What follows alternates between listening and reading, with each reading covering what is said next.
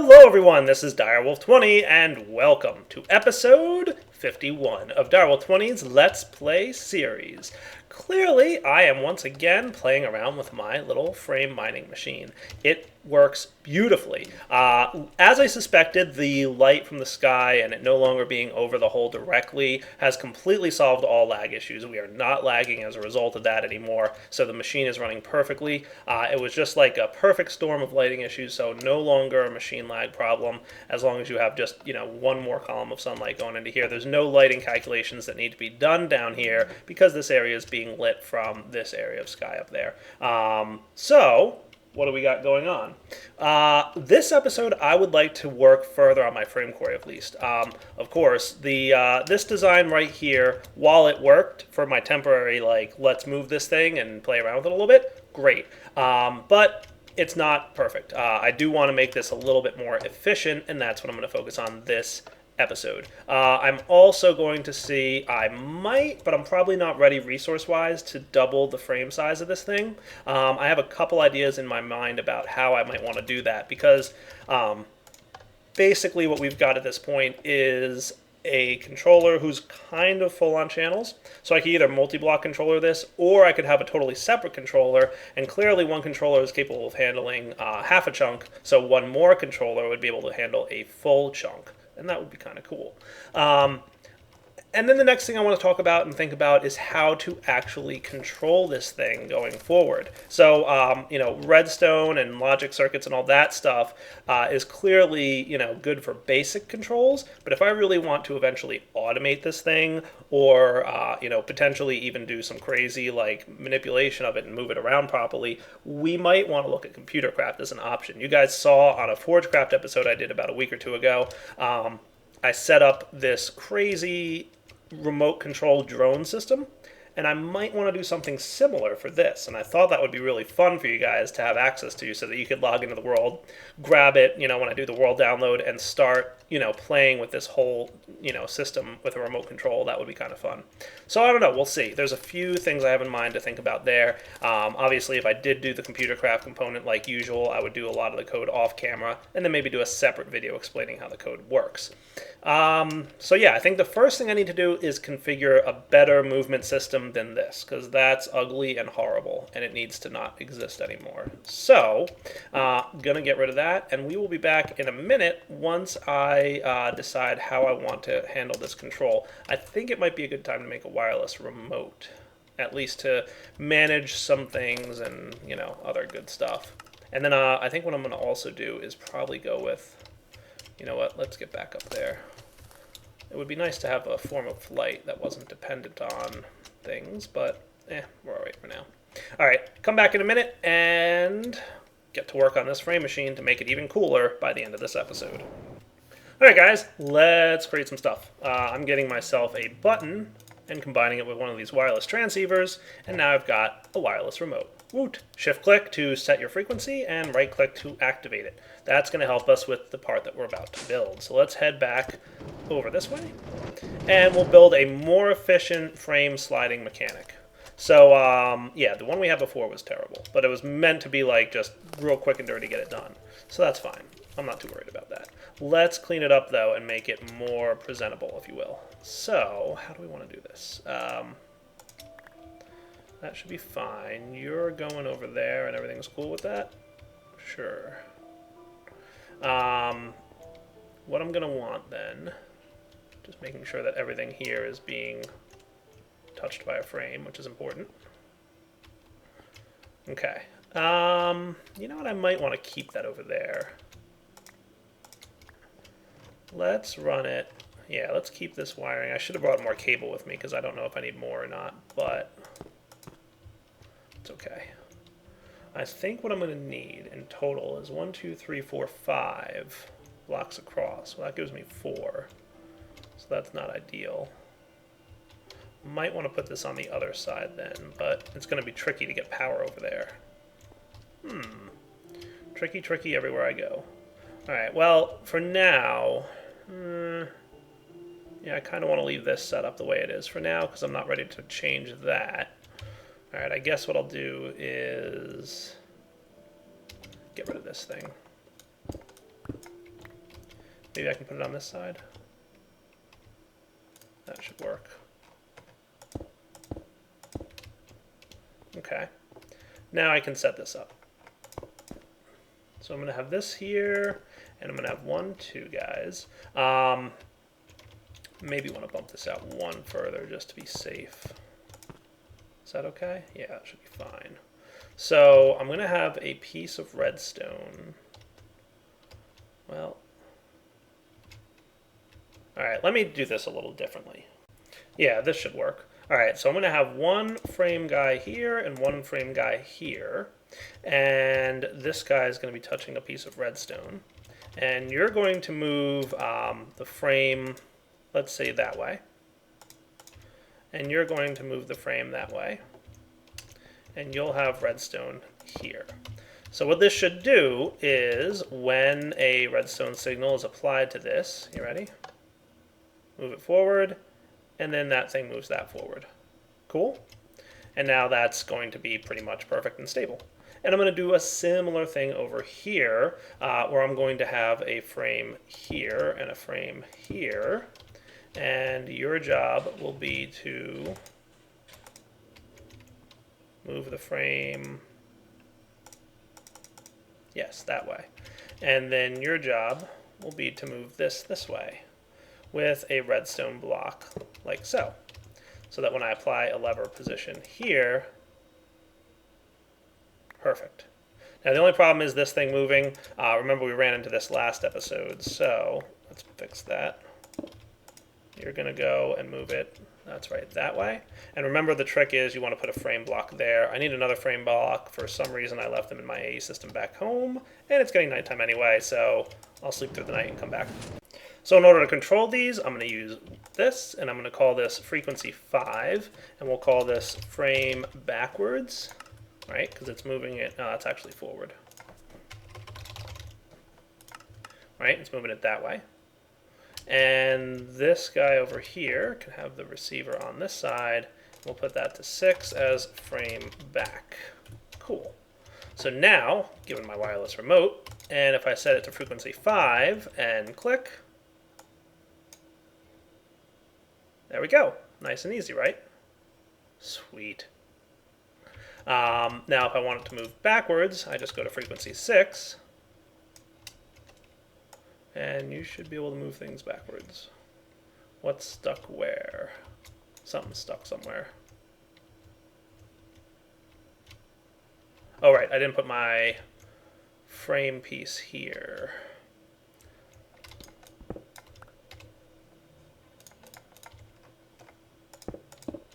That's what the problem is.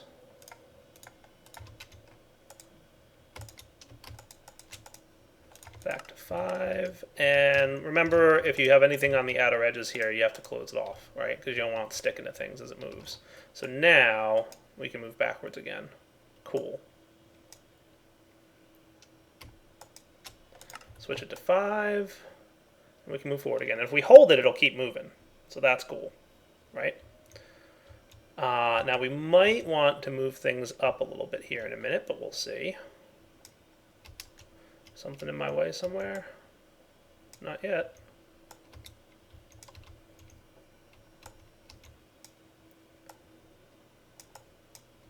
There we go. Not too shabby. And now if we wanted to move down, I could hold it with this, but it's probably a better idea to go this route.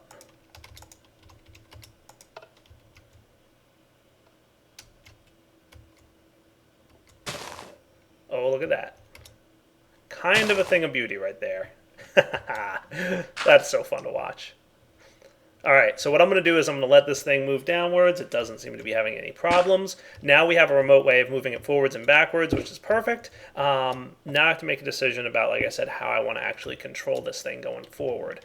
I'm really leaning towards the computer craft control. I think that would be fun, and I think you guys would enjoy having it once it's built. So let me come back in a minute here while I consider this path. All right, guys, one quick test that I want to do, which I haven't quite tested just yet, is how this thing handles a bunch of lava flowing all over it. So he should be able to handle that, I would think. Maybe not? Oh, I see. Lava got stuck in right underneath where the frame is. Interesting. Alright. So let's do this. I'm going to clear it away. This is always a concern with frame builds, is how they handle lava and such. I'll definitely have to build something into this to kind of protect against that, but that shouldn't be too hard to do, honestly. We'll let this thing kind of clear out. As long as I got rid of all the source blocks, we should be alright. I may not have.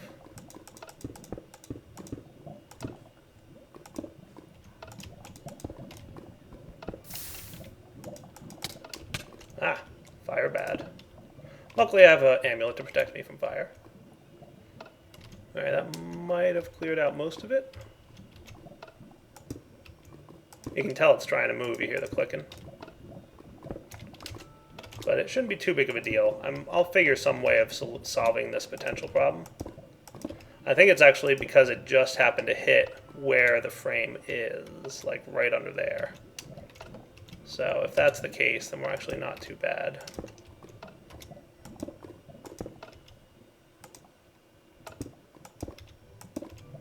There we go. Tidied that up. And I'll get rid of the lava and then come back. Alright, there we go. I got rid of that lava that was right underneath that. And notice what's happening here is it is kind of clearing away the flowing lava blocks. So it shouldn't have a problem moving past them. I think it, like I said, just happened to be that the lava was in between where the thing lifting it up was. So that's not terrible. I should be able to manage that.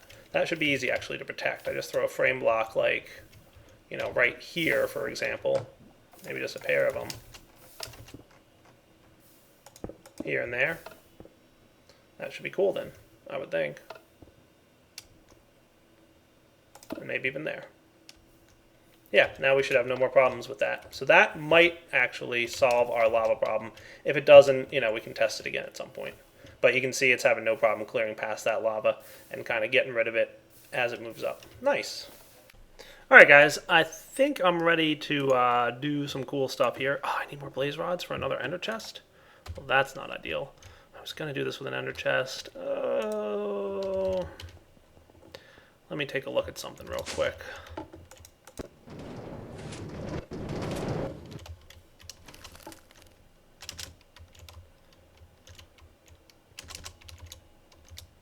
Well, as a matter of fact, I could do something rather creative. Worth trying. Let's see what we can do with this. I'm going to go ahead and make myself another tesseract, and then we'll be back.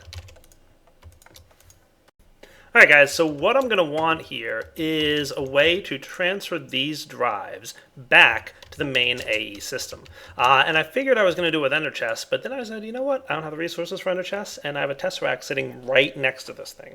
So he's currently on frequency 1, so what I'm going to do is I'm going to set him to be allowed to send and receive items. Cool.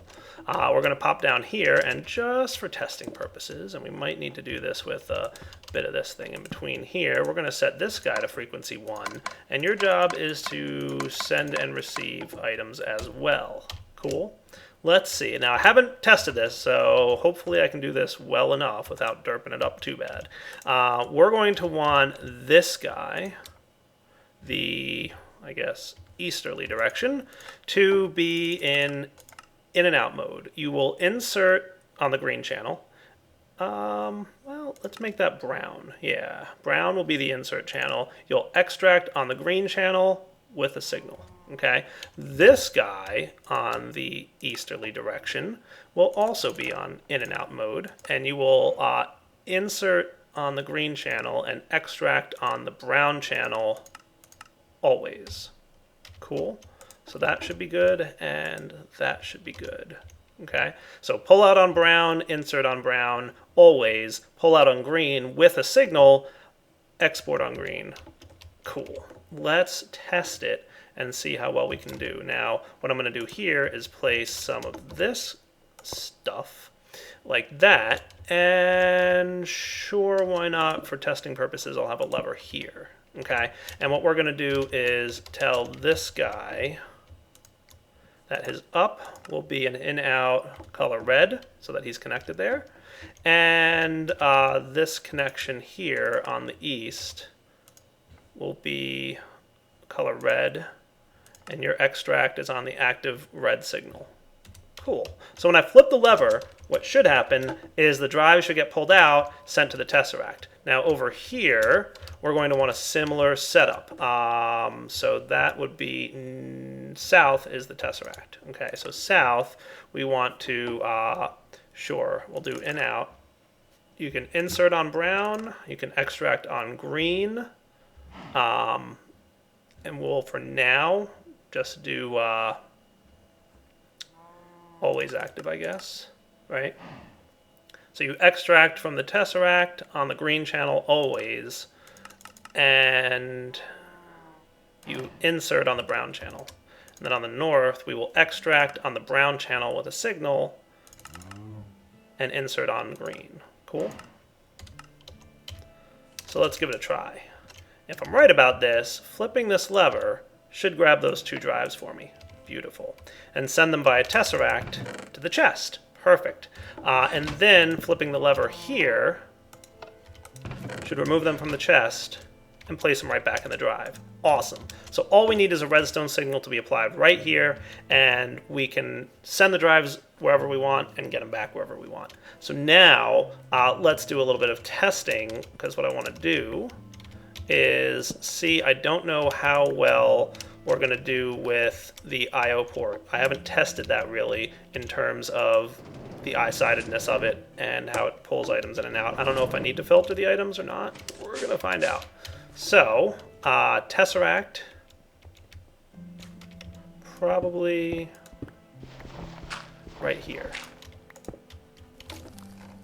So we'll do this guy, frequency 1, send receive. Same kind of deal, but that's the matter condenser. That is not where I want this to go. I want this to go on this thing, which is the I/O port. Okay. So I guess what I should do first is a chest and a test run of this. So let's get a drive with not a lot of stuff on it. This should do. It's got 33 bytes. Well, actually, I do want a drive with a lot of stuff, so we'll grab this one. And a chest. I should have brought the one I had with me to test how the eye-sidedness of this thing works. Because if it is smart about it, I don't need any redstone signals. If it's not smart about it, I need to do filters and some less fun things. So we'll go ahead, pop the chest there, and what we're going to say is the north direction, in out, insert on green, extract on brown, always active, and the south direction, insert on brown, extract on green, always active. So green going that way, brown going that way. If this is smart, it won't be allowed to pull the item out until it's done with the output, right? So move to output when empty. I think what that's going to do is it's going to put the drive in here, and it won't move it to the output slot until it's empty, which means that this thing won't be able to pull it out until it's empty. So let's see what happens. If I drop this guy in here, what we should see is him going in there. All right, so he is kind of... Why are you landing in there? Maybe you have to go into the top. Oh, right. That might be less fun. So if inserting it into the side there means that's the slot it goes to, maybe it goes into the top. All right, so let's try this. I'm going to remove this connection here. We're going to use an ME conduit here. Aha, good times. Everybody's loving that. You should all connect up again. Nice. That looks good. And now I should be able to do that to this. Let's actually change this real quick. Never active and never active for the time being. So green comes out. We're going to make this be insert mode on green. So green comes out of the chest and into the top. And this will be the north side. Will be extract brown, always active. Cool.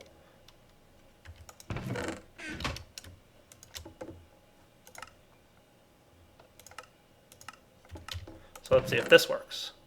Pop that in. He should get dumped into here. You can see him draining. And then, sweet. All right, so the only problem is that he is being recognized as an empty cell. And he's trying to throw the empty cell back in there. That's okay, though, because this would then, instead of going into a chest, route through to a tesseract. So if I do this... Come on now. Most challenging chest ever. Pop this guy here, frequency 1, send receive items. Cool. So what I'm going to do is, if I set this up correctly, pop my drive back in here, which should be fine. And we're going to take a ride out to the quarry again. And all I should have to do is flip that lever, and it should dump the drives into the I/O port and automatically send them back for me. All I have to do is flip the lever to cause that to happen. Or actually, I should make it a button push instead of a lever. Do I have any smooth stone on me? Probably not, because that would only be smart.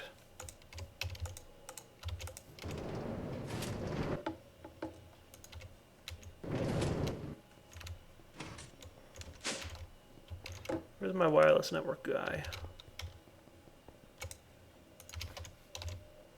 Oh, he must be in my bag. Well, anyway, stone to a button.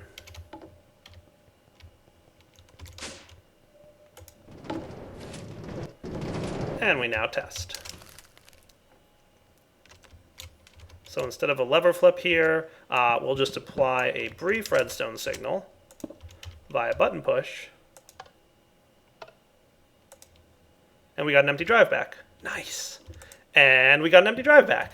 That is cool. What do you guys think of that?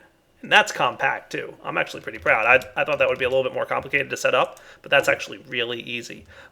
Push button, drives go away, and then they come back as soon as they're empty. That is awesome. Like if I put this chest and dirt and maybe some arrows in there and some marble, why not? You know what? I don't even need this conduit or item conduit or cable anymore. I can send all that stuff back, right? So you ready? Drive has 58 bytes on it. Send it back, and they come back empty. Cool. It'll always pull both, but that's okay. All right, guys, so I think I've decided I definitely want to go computer craft on this design. So we're going to set this guy frame down. Oh, right, here, enable. Let's turn these levers off for the time being. You're not helping anybody. And I might... No, this one stays, actually.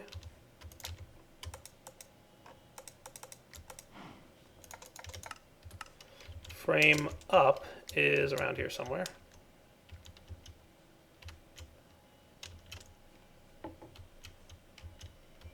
Oh, right, that's where it goes. I guess it could probably go here now if we wanted it to. Frame up. And we shouldn't need this or this frame anymore. This one we probably still need just for that purpose. So let's test this with the wireless remote. So I should be able to go in all three directions like this. So this should be down. And I'm going to go 2.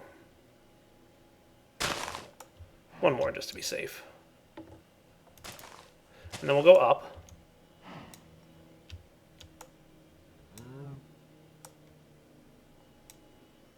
There we go. Oh, silly me. I just realized I had my second mini-map back. It's so funny how rarely I look down at that right-hand corner that I didn't even notice throughout this entire episode I had that second mini-map back. I had put it back in because I was testing the lag last episode. Whoops. Sorry. I'll remove it for next episode. Anyway, up and down seem to work just fine. Let's just test forward and backwards just to be safe. So backwards should be good. 1, 2, and you kind of always want to move twice just to make sure that nothing got stuck behind. And then we want forward, right? So 1, 2. Nice. That's cool. So now, as we can see, there's just several different things we need to move and rearrange. So what I'm going to do is set up this. We're going to have 1, 2, 3, 4 of these guys. So this will be 4, 5, and 6. Now I'm going to do a very brief and not complex computer craft tutorial for you guys so that those of you who have no idea what computer craft is, which I assume is few people, but you know, for the purposes of being thorough, I'm going to do it. And I'm going to test, because I actually don't know, if I'll be able to do something like this there. So what we're going to do is we're going to say this guy, which is what direction? West, will be red. This guy's west direction will be green. This guy's west direction will be brown. And this guy's west direction will be blue. Cool? Looking good. Let me test real quick to see if I can do this. So what I'm going to do is show you that Computer Craft is a nifty little mod that lets you do pretty much anything in game if you're smart enough about it. There's probably a few things Computer Craft can't do, but you do need to understand some level of programming knowledge. I've got a few tutorials on my channel, but to be honest, they're pretty old. I might revisit the idea of doing like a full-blown like Computer Craft tutorial. Leave me some comments in the thread on the comments of the video here, and let me know if you think that you'd enjoy seeing like a beginner's guide to computer craft and programming. Maybe I'll the ones I did a while ago are still applicable, so I'll maybe review them and see if they still work or if I want to redo them. But anyway, the main thing I usually do with Computer Craft is control redstone signals, which it does great, especially if the mod that you're using uses the Computer Craft API for bundled cable, and I'm pretty sure the version of Ender.io we currently have does. If not, it'll be fixed in the next version, but it should, I think, work in this version even. I don't know if we can directly hook up to wireless transmitters. If we can't, we might need to have some wiring or some dust in between the lines there and not, but we'll find out. So real quick, let's go ahead and move this thing down, and what I'm going to do is get this thing to a point where when it moves down, we'll see it actually for sure. So to move down, we want to activate frame down, which is 3, right? So let's write a quick program to do that, and I'm going to call it test. So in order to access the bundled cable, first you have to know what side of the computer it's coming out of and what colors you want to activate. So what I'm going to do is I'm going to do a redstone set bundled output. On the right side of the computer, we're going to do colors.red. And what that means is it's going to take the bundled cable on the right-hand side and output on the red color. Okay, cool.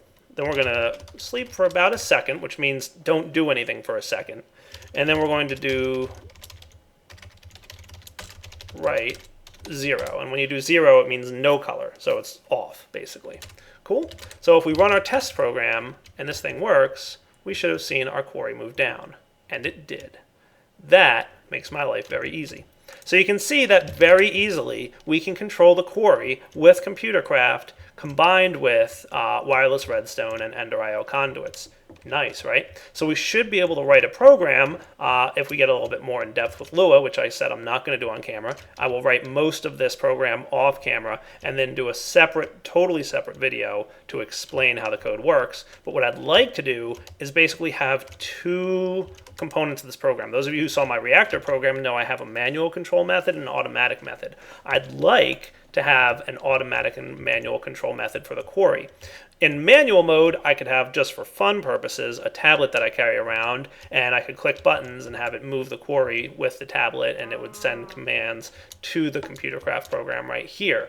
In automatic mode, I would probably wind up having it try and automatically mine. So what that means is it would, get into a position, go all the way down to bedrock, come all the way back up, move forward 8 blocks because that's the size of it now, and then do it again. And that shouldn't be hard to do because this is a scripting language, and that's pretty much what we're doing is we're writing a script to automate something for us. I think Computer Craft really is the best method to go about doing what I'd like to do here. One of the other things I'm thinking about doing, and I want to show it to you on camera real quick, is using the GPS system that's built into Computer Craft to monitor where exactly the quarry is. Now, one of the downsides to Computer Craft and the quarry setup, and something that made me kind of hesitant to do it this way, is that there is a range limitation on the on the Quarry, so we might have to see if we run into that kind of thing. I want to say it's something like, I think if the computer's up high in the sky, it's like 300 and something blocks, and if it's down here on the ground, which we're at like Y level 64, I think it's going to be like right around, actually, believe it or not, 64 blocks. So that's not a terribly long range for communicating. So we're going to have to try and figure out what we want to do with that. That's the only downside of the computer craft thing. I might wind up actually putting the computer itself on the Quarry so that, well, yeah, see, if I don't have a computer on the Quarry, we should be fine. The only problem is if we have a computer on the Quarry, we'd need it to talk to a GPS tower, and that has a range of about 300. So I haven't decided if I want to go GPS or not. GPS would be totally cool to do, but then you have a range limitation that once it moves about 300 blocks, which would be out of the range of the GPS tower, the Quarry would basically stop functioning until you move the GPS tower, which I could come up with a fun and creative way to do. We'll have to see. Definitely have to see. Probably.